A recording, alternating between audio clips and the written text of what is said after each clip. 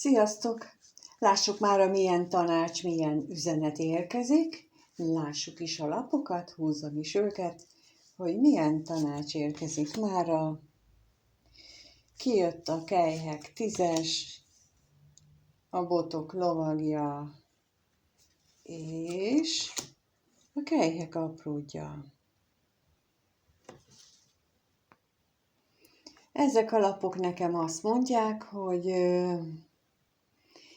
azoknál, akiknél teljes a családi idill, azok se punnyadjanak bele az életbe, hanem nézzék meg, hogy mi az az apróság, amivel kicsit föl lehet rázni a dolgokat, és amivel életet lehet lehelni újra ebbe a családi idillbe.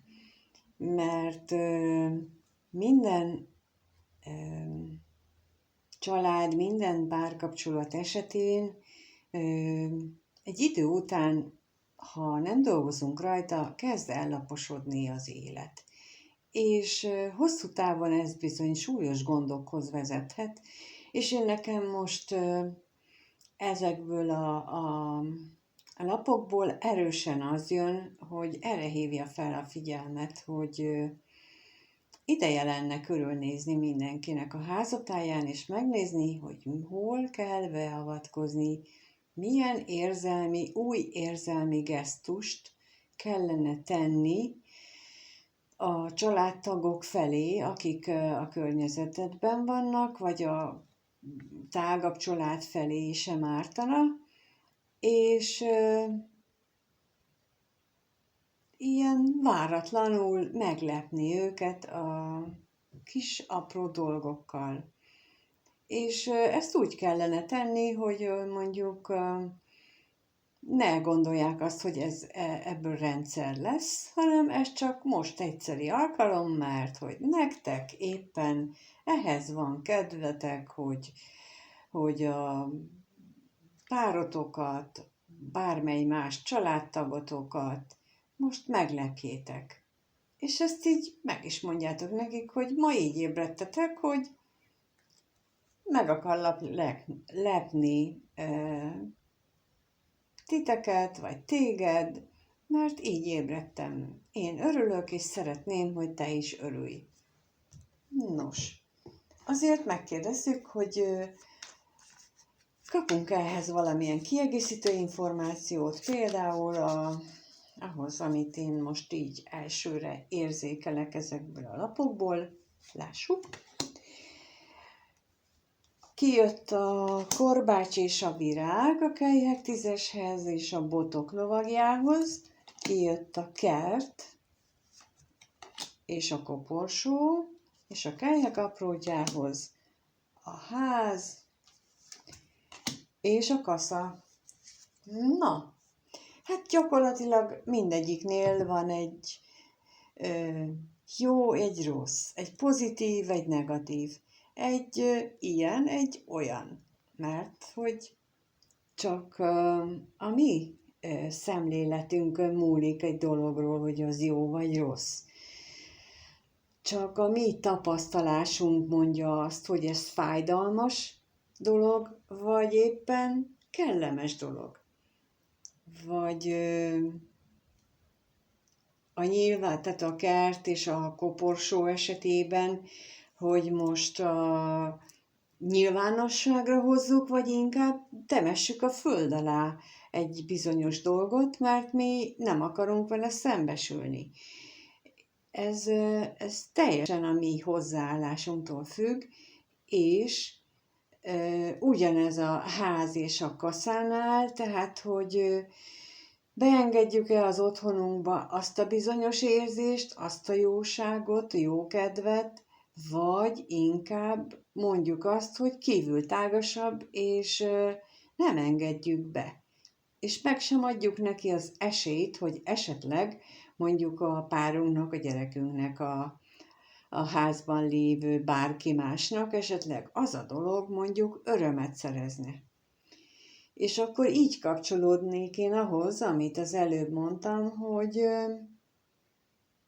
van itt egy családi élet, van egy ház, ahol emberek csoportja él, a 2 ember is egy csoport már, de ha nem akarjuk, hogy ellaposodjanak a dolgaink, az életünk, akkor szemléletet is kell váltanunk, és egy gesztust is kell tennünk. Egy váratlan, nem túl nagy, nem a csillagokat kell lehozni, nem a toronyórát kell idehozni lánccal, hanem csak egy elmosogatós estét csinálni a másik helyett, egy porszívózós délutánt, egy vacsorázós estét, egy mozisat, vagy egy beszélgetős estét, aminek a másik tudjuk, hogy örülne, vagy az, akinek ezt szánjuk, mert akkor ezzel arra nem ösztökéljük, azt a reakciót fogja ő adni, hogy ő is kedves lesz velünk.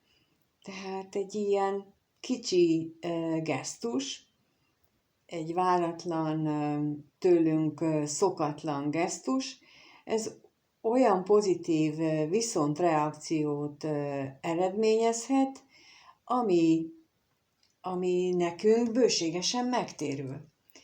De azért itt a lapok arra is felhívják a figyelmet, hogy azért okosan találjuk ki ezt a gesztust, mert, mint mondtam, minden dolognak 2 oldala van. És ha ezt úgy tálaljuk, hogy a másik fél például rossz hangulatban van, akkor veheti úgy is, hogy húha, te valamit el akarsz érni, valami hátsó gondolatod van, és abban a pillanatban már nem a virágcsokrot látja, hanem a korbácsot. És akkor már nem a pozitív viszontreakciót fogjuk megkapni tőle, hanem valami egészen másat. Tehát ennek a mai lapoknak, a mai tanácsnak, a mai üzenetnek az a lényege, hogy próbáljuk meg az életünket úgy élni, hogy mi is adjunk, és fogunk is kapni vissza a cserébe azért, mert valakinek mondjuk jót adunk.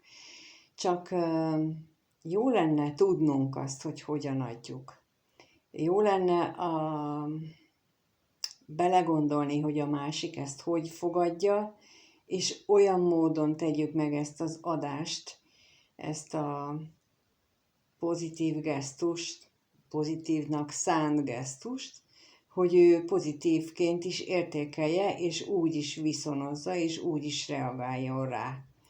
És még egy dolog, ami fontos, hogyha teszünk valamit, akkor ne úgy tegyük, hogy várjuk is a pozitív reakciót. Mert az esetek többségében jön a pozitív reakció, de az is lehetséges, hogy nem. És akkor ez ne szegje kedvünket, hogy nem kapjuk meg a pozitív választ, hogy nem, hogy ne gondoljuk azt, hogy most ez hülyeség volt, ezt nem csinálom többet, hanem inkább azt gondoljuk, hogy nézzük végig, hogy valamit biztosan lehetne jobban is csinálni, és legközelebb sokkal jobban csinálom, és ő is sokkal jobban fog rá reagálni. Hát ennyi az, ami már a tanácsként érkezett, úgyhogy köszönöm, ha itt voltál, köszönöm, ha lájkolsz, feliratkozol, ha megírod a véleményedet, azt is, hogy sikerül-e megtenni ezt a pozitív gesztust, azt is, hogy kaptál-e rá választ, vagy nem, vagy hülyeséget beszélek, vagy nem. Mindegyikre kíváncsi vagyok, és köszönöm, ha megosztod velem, úgyhogy mindenkinek minden jót kívánok. Sziasztok!